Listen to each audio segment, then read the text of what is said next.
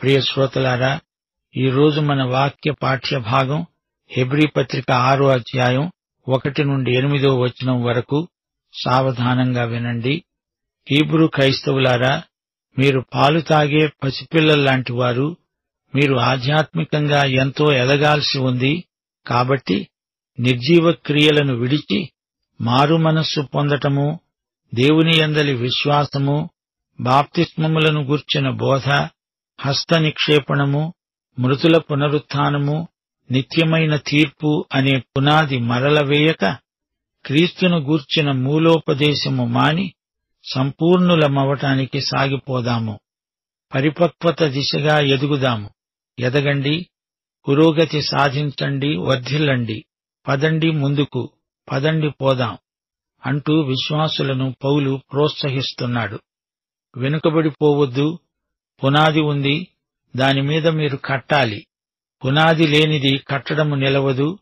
మంచి పునాదిపై మంచి కట్టడాన్ని నిర్మించాలి. కట్టడం పూర్తి కాలేదు, కడుతూ పోవాలి.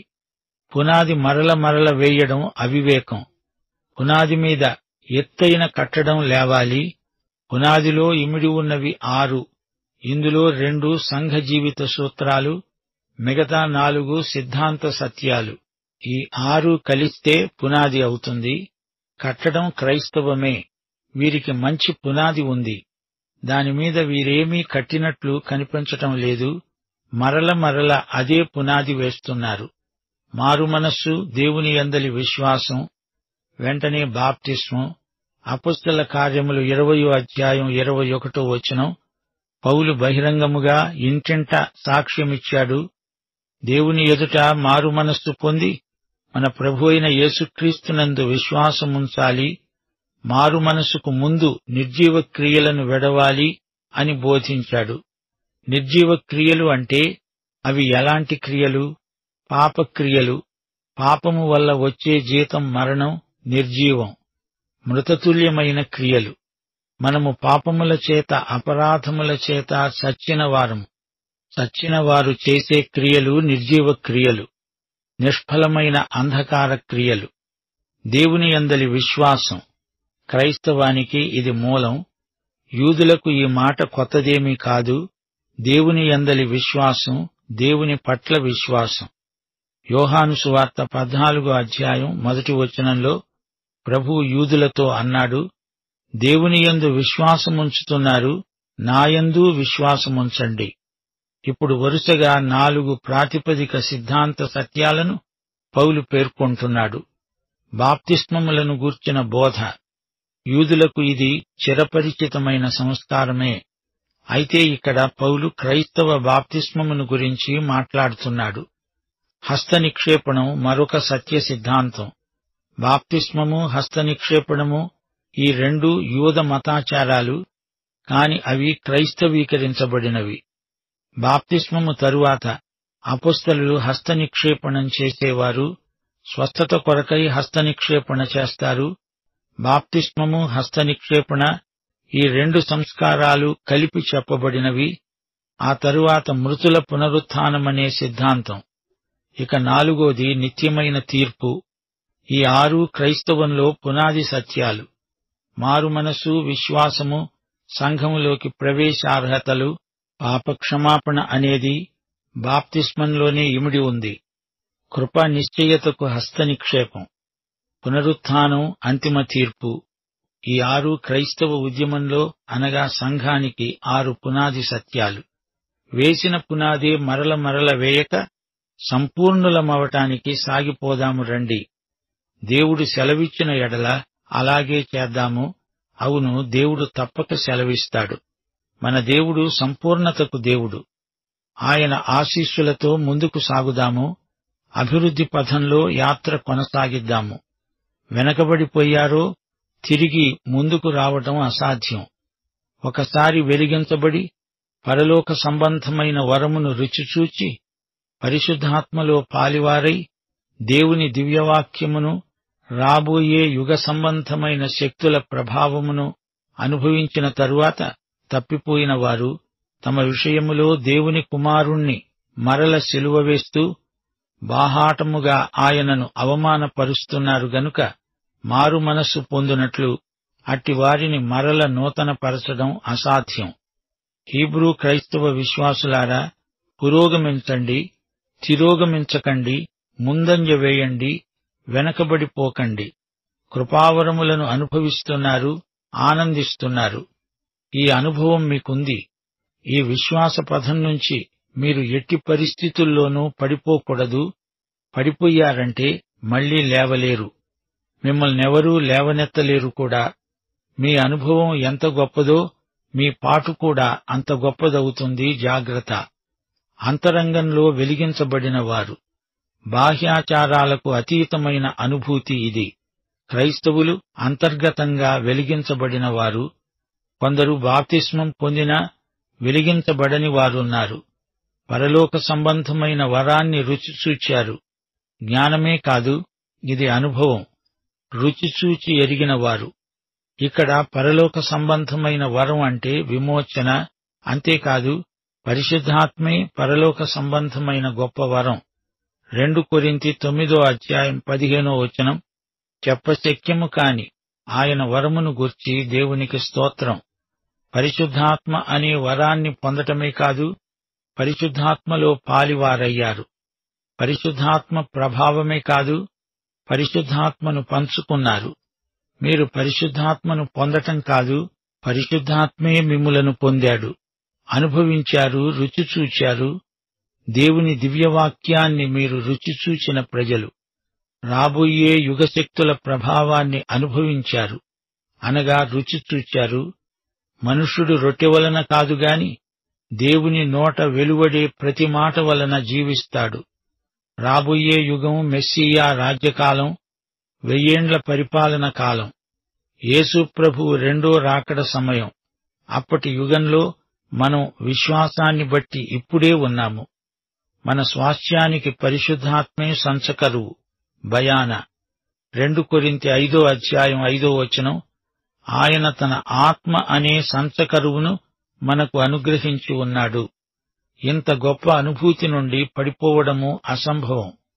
అథవా పడిపోయారనుకోండి, వారిని యథాస్థితికి రప్పించడం అసాధ్యం. హీబ్రూ క్రైస్తవులారా, మీరు సంఘానికి, సమాజ మందిరానికి మధ్య ఊగిసలాడడం కుదరదు.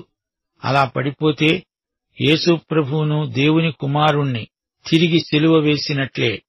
మీ పూర్వీకులు ఒకసారి ఆయనను సిలువ వేశారు గదా, మీరిప్పుడు ఆయనను తిరిగి సిలువ వేస్తారా? తిరిగి బాహాటంగా ఆయనను అవమానపరుస్తారా? మీరలా చేస్తే ఇంకేమైనా ఉందా? మీకు మారు మనస్సు కలగదు, మిమ్ములను నూతనపరచడం అసాధ్యం. అలాంటి వారి పట్ల కృపాశక్తి నిరర్థకమైంది. మత్తయి సువార్త 12:31 మనుష్యులు చేసే ప్రతి పాపము, దూషణ వారికి క్షమించబడుతుంది గాని ఆత్మ దూషణకు పాపక్షమాపణ లేదు. పరిశుద్ధాత్మను అనుభవించే వారికి అంత హృదయ కాఠిన్యం ఉండకూడదు.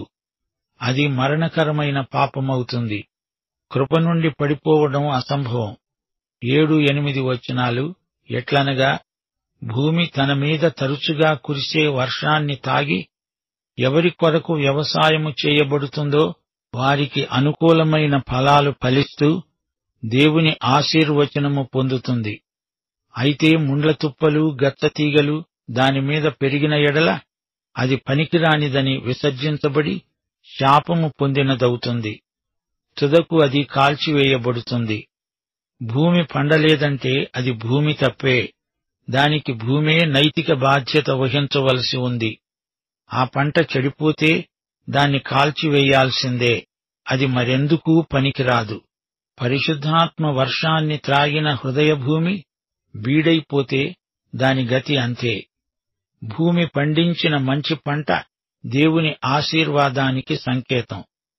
యోహాను సువార్త 15:2 ఫలించే ప్రతి తీగె మరి ఎక్కువగా ఫలించాలని ద్రాక్షవల్లిలోని పనికిరాని తీగలను ఆయన తీసివేస్తాడు. భూమి నిస్సారమైతే, గచ్చపొదలు, ముండ్ల తుప్పలు మొలిస్తే భయంకరమైన ఫలితాలు కలుగుతాయి. ద్వితీయోపదేశకాండం 29:23 యెహోవా తన కోపోద్రేకము చేత నశింపచేసిన ఆ సమస్త దేశము గంధకము చేత ఉప్పు చేత చెడిపోయి విత్తబడక దానిలో ఏదీ పుట్టక దానిలో ఏ కూర మొలవదు. ఇది శాపం, భూమి పాపం. కృపనుంచి తొలగిపోతే జరిగేది అంతే. సోదరీ సోదరులారా, ఈ అధ్యాయం కొత్త నిబంధన సీనాయి పర్వతంలాగే ధ్వనిస్తోంది గదూ. ఆశ్చర్యకరమైన మాటలు ఈ పాఠంలో మనం ఇంతవరకు విన్నాము. విశ్వాస భ్రష్టులను, కృప నుండి తొలగిపోయి పడిపోయిన వారిని గురించి కఠినమైన మాటలు ఈ పాఠంలో పలుకబడినవి. గత పాఠంలో వినికిడి మందగించిన వారికి మందలింపు, హీబ్రూ క్రైస్తవులకు శ్రమలు రాబోతున్నాయి. కొందరు హింసలకు భయపడి తిరిగి యూదమతంలో కలిసిపోయే శోధన ఎదురవుతోంది. అందుచేత ఈ హీబ్రూ విశ్వాసులను పరిపక్వత దిశగా నడిపించడానికి పౌలు ఈ ప్రసంగం చేస్తున్నాడు. యేసుక్రీస్తును గురించిన మూలోపదేశం, అనగా క్రీస్తును గురించి చెప్పబడిన మొదటి మాట, యేసు పుట్టుక నుంచి యేసు సింహాసనం వరకు ముందుకు సాగండి. బడిపిల్లవాడు ఆల తరగతి నుండి కళాశాల దిశగా పయనించాలి. ముందుకు సాగండి. పసిపిల్లల దశ నుండి పరిపూర్ణత దిశగా పయనించండి. 6 సంస్కారాలు యేసుక్రీస్తుకే సంకేతాలు. ఇవి సంస్కారాలు: 1 నిర్జీవ క్రియల నుండి మారుమనసు, 2 దేవుని ఎడల విశ్వాసము, 3 బాప్తిస్మాల బోధ, 4 హస్తనిక్షేపణ, 5 మృతుల పునరుత్థానం, 6 నిత్య తీర్పు. ధర్మశాస్త్ర క్రియలు చెయ్యలేక చెయ్యాలని విఫల ప్రయత్నం చేయడం నిర్జీవ క్రియ. అదంతా విడిచిపెట్టాలి. దేవుని పట్ల మాత్రమే కాదు, ఇప్పుడు మనం దేవుని యందు వర్ధమాన విశ్వాసం గలవారం. పాత నిబంధనలో యూదుల బాప్తిస్మాలుండేవి కాని మనది క్రొత్త నిబంధన బాప్తిస్మం. బాప్తిస్మం యేసుక్రీస్తుకు సంకేతం. బలిపశువుపై హస్తనిక్షేపణ పాత నిబంధన. ఇప్పుడు దేవుని హస్తము విశ్వాసిపై ఉంది. పాత నిబంధనలో మృతుల పునరుత్థానం గురించి చెప్పబడింది. అయితే మనకు యేసే పునరుత్థానం. నిత్యమైన తీర్పు పాత నిబంధనలో ప్రస్తావించబడింది. పాపమును గురించి, నీతిని గురించి, తీర్పును గురించి పరిశుద్ధాత్మ మన చేత ఒప్పిస్తాడు. ఈ పునాదిని మరల వేయాల్సిన అవసరం లేదు. అక్కడే ఆగిపోకూడదు. హీబ్రూ క్రైస్తవులు పడిపోకుండా జాగ్రత్త పడాలని ఈ మాటలు చెప్పబడ్డాయి గాని వారు పడిపోయారని కాదు. మా శ్రోతలు గమనించాలి, క్రీస్తునందు మనం అనుభవించే రక్షణ ఎన్నటికీ పోవటానికి వీలులేదు. రోమాపత్రిక 8వ అధ్యాయం 1వ వచనం, క్రీస్తునందు ఉన్నవారికి ఏ శిక్షావిధి లేదు. రోమాపత్రిక 8వ అధ్యాయం 23వ వచనం, దేవుని చేత ఏర్పరచబడిన వారి మీద నేరము మోపేవారెవరు? నీతిమంతులుగా తీర్చేవాడు దేవుడే. దేవుని సింహాసనము వద్దకు ప్రతి విశ్వాసీ చేరగలడు. యేసు రక్తము చేత విముక్తి చెందిన నీతిమంతుల మీద ఎవ్వరూ నేరము మోపజాలరు. 34 నుండి 39వ వచనం వరకు, శిక్ష విధించేవాడెవడు? చనిపోయిన క్రీస్తు యేసే. అంతేకాదు, మృతులలో నుండి లేచినవాడు, దేవుని కుడిపార్శ్వమున ఉన్నవాడు, మన కొరకు విజ్ఞాపనము చేసేవాడు ఆయనే. క్రీస్తు ప్రేమ నుండి మనలను ఎడబాపేవాడెవడు? శ్రమయైనా, బాధైనా, హింసైనా, కరువైనా, వస్త్రహీనతైనా, ఉపద్రవమైన, ఖడ్గమైన మనలను ఎడబాపుతాయా? ఇందును గూర్చి వ్రాయబడింది ఏమిటంటే, నిన్ను బట్టి దినమెల్లా మేము వధింపబడిన వారము, వధకు సిద్ధమైన గొర్రెలమని మేము ఎంచబడిన వారము. అయినను మనలను ప్రేమించిన వాని ద్వారా మనము వీటన్నిటిలో అత్యధిక విజయము పొందుతున్నాము. మరణమైనా, జీవమైనా, దేవదూతలైనా, ప్రధానులైనా, ఉన్నవి అయినా, రాబోవునవి అయినా, అధికారులైనా, ఎత్తైనా, లోతైనా, సృష్టించబడిన మరేదైనా మన ప్రభువైన క్రీస్తు యేసునందలి దేవుని ప్రేమ నుండి మనలను ఎడబాపనేరవని రూఢిగా నమ్ముతున్నాము. క్రీస్తును, నన్ను ఎడబాపే శక్తి ఇహపరములలో ఏదీ లేదు. దేవునికి స్తోత్రం. యోహాను సువార్త 10వ అధ్యాయం 10వ వచనంలో ప్రభువు ఏమన్నాడు? గొర్రెలకు జీవము కలగడానికి, అది సమృద్ధిగా కలగడానికి నేను వచ్చాను. నేను ఆయనను గట్టిగా పట్టుకుంటే చాలదు, ఆయనే నన్ను గట్టిగా పట్టుకున్నాడు. ఎవడునూ నా గొర్రెలను నా చేతిలో నుండి అపహరింపడు అని ప్రభువు స్పష్టంగా చెప్పాడు. దేవుని కుటుంబములోనికి పుట్టిన ఎవడైనా నశించడానికి వీల్లేదు. దేవుని కుమారుని యందు విశ్వాసముంచిన వానికి నిత్యజీవం. అది మధ్యలో పొయ్యేది అయితే నిత్యజీవం ఎలా అవుతుంది? కొందరు విశ్వాసభ్రష్టులయ్యారు అంటే అసలు వారు విశ్వాసులు కానే కారు. అంతము వరకు సహించిన వాడే రక్షించబడినవాడు. 2 పేతురు 2వ అధ్యాయం 22వ వచనం. కుక్క తన వాంతికి తిరిగినట్లు, కడుగబడిన పంది బురదలో దొర్లడానికి మళ్లినట్లు అనే నిజమైన సామెత చొప్పున వీరికి సంభవించింది. హీబ్రూ విశ్వాసులు రక్షించబడినవారు. అయితే వీరింకా శిశుదశలో ఉన్నారని పౌలు అన్నాడే కాని వారు విశ్వాస భ్రష్టులు అనలేదు. హెబ్రీ పత్రిక 6వ అధ్యాయంలో హెచ్చరిక: మీరు పడిపోకండి, పడిపోతే మళ్లీ లేవలేరు. ఈ పత్రిక శైశవ దశలో ఉన్న హీబ్రూ క్రైస్తవులకు రాయబడిందని మనం గుర్తించాలి. మరో మాట, ఈ వాక్య భాగంలో రక్షణను గురించిన చర్చ ఏమీ లేదు. రక్షించబడిన వారు ఎదుర్కొనే సమస్యను గురించి పౌలు మాట్లాడుతున్నాడు. వీరు వెలిగించబడినవారు, పరలోక సంబంధమైన వరమును రుచిచూచిన వారే, పరిశుద్ధాత్మలో పాలుపొందినవారు, దేవుని దివ్యవాక్యాన్ని, రాబోయే యుగశక్తుల ప్రభావాన్ని అనుభవించినవారు, రుచిచూచారు. రక్షించబడిన వారికి బహుమానాలున్నాయి. అయితే వీరు తొట్టిల్లితే, పడిపోతే వీరిని మారు మనస్సుకు తేవడం అసాధ్యం. ఇది మారు మనసు విషయం, రక్షణ విషయం కాదు. విశ్వాసులు చేయాల్సింది చెయ్యనప్పుడు వారికి మారు మనస్సు అవసరం. ప్రకటన గ్రంథంలో 7 ఉత్తరాలు ప్రభువు రాశాడు. 2-3 అధ్యాయాలలో ప్రభువు మారు మనస్సు పొందవలసిందని సంఘాలను హెచ్చరించాడు. రక్షణ యొక్క ఫలితాలను గురించి పౌలు రాస్తున్నాడు. రక్షణకు మూలమేది అనే విషయం ఇక్కడ చర్చనీయాంశం కాదు. బహుమానాలు పోగొట్టుకోవద్దని హెచ్చరిక. అగ్ని పరీక్ష విశ్వాసులకు ఉంది. అగ్నిలో అంతా కాలిపోతుంది, ఆధ్యాత్మికమైనది మిగులుతుంది. శరీర సంబంధమైనదంతా కాలి బూడిదైపోతుంది. ప్రతి విశ్వాసీ దేవుని న్యాయపీఠమెదుట బహుమానాల తీర్పు కోసం నిలువబడాల్సి ఉంటుంది. గమనించాలి, న్యాయపీఠం రక్షించబడిన విశ్వాసుల కోసమే. భూమి వర్షాన్ని తాగుతుంది, మంచి ఫలాలు ఫలించాలి, లేకపోతే చెడు పంట కాల్చివేయబడుతుంది. ఇది ఫలాలను గురించిన తీర్పు. ఎండిపోయిన ద్రాక్షతీగలు కాల్చివేయబడతాయి. నిష్ఫలమైన క్రైస్తవ జీవితానికి తీర్పు. మనకు రక్షణ క్రియల వల్ల వచ్చింది కాదుగదా. రక్షణ దేవుని కృపచేత విశ్వాసము ద్వారా మనకు ప్రాప్తించింది. రక్షించబడిన వారే సత్క్రియల యందు ఆసక్తి కనపరుస్తారు. రక్షణ లేని సత్క్రియలు గుర్తించబడవు. ఇది పౌలు ప్రబోధం. తిరిగి జన్మించని వ్యక్తికి క్రియల ప్రమేయం లేనే లేదు. అవి స్వనీతి క్రియలు, మురికి బట్టపేలికలు. విమోచనాత్మకమైన కృప కలవారే సత్క్రియలు చేస్తారు. దీనికి బహుమానాల తీర్పు ఉంటుంది. అదే దేవుని న్యాయపీఠం.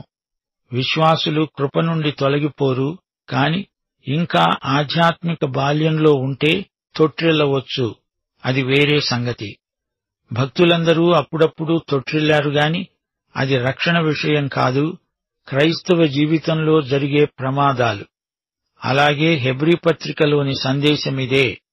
వారు ఇంకా శిశుదశలో పునాది వద్దనే నిలిచిపోయారు.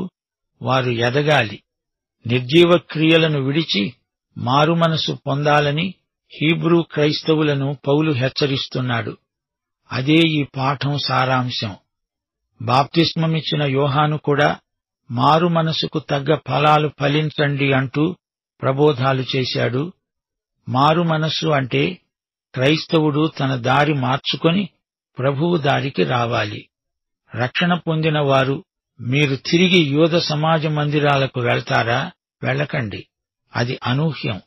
అలాంటిది జరిగితే మీ క్రైస్తవ ఎదుగుదల స్తంభించిపోతుంది. పరిస్థితి చెయ్యిజారిపోతుంది. జాగ్రత్త అని పౌలు వారిని గట్టిగా హెచ్చరించాడు. మీరు తిరిగి వెనకటి బలులు అర్పిస్తారా? అలా చేస్తే తిరిగి యేసు ప్రభువును సిలువ వేసిన వారవుతారు. యేసు సిలువ బలిని దయచేసి నిరర్థకం చేయకండి అంటూ పౌలు వారితో గోజాడుతున్నాడు. మీ జీవితాల ద్వారా మీరు క్రీస్తుకు కిరీటం పెట్టండి గాని తిరిగి ఆయనను సిలువ వేయకండి, ముండ్ల కిరీటం పెట్టకండి. తిరిగి మోషే ధర్మశాస్త్రం కిందికి వెడతారా? అది ప్రమాదానికి దారితీస్తుంది. జాగ్రత్త అని వారిని ముందుగా హెచ్చరిస్తున్నాడు. అంతేగాని వారి రక్షణను గురించి పౌలు ప్రస్తావించటం లేదు. హెబ్రీ పత్రిక 6వ అధ్యాయం 6వ వచనం గమనించండి. మారు మనస్సు పొందునట్లు వారిని నూతన పరచడం అసాధ్యం. మీకు పునాది ఉంది, అది రక్షణ పునాది. దానిపైన ఏమి పెట్టి కడుతున్నారు? గడ్డి, కట్టె, కొయ్యకాలా, లేక బంగారము, వెండి, వెలగల రాళ్లా? సోదరుడా, సోదరి, నిన్ను బట్టి ఎందరు పరలోక పౌరులు కాగలుగుతున్నారు? ఎంతమంది నీ ద్వారా పరలోక వారసులవుతున్నారు? నీ రక్షణ పోదుగాని నీ బహుమానాలన్నీ పోతే అది నీకు అవమానం కాదా? ఆలోచించు. పాఠం ఇంతటితో సమాప్తం. మన ప్రియ రక్షకుడైన యేసుక్రీస్తు వారి కృప, మన తండ్రి యొక్క వాత్సల్య ప్రేమ, పరిశుద్ధాత్మ నిత్య సహవాసము మనకు తోడై ఉండునుగాక. ఆమేన్.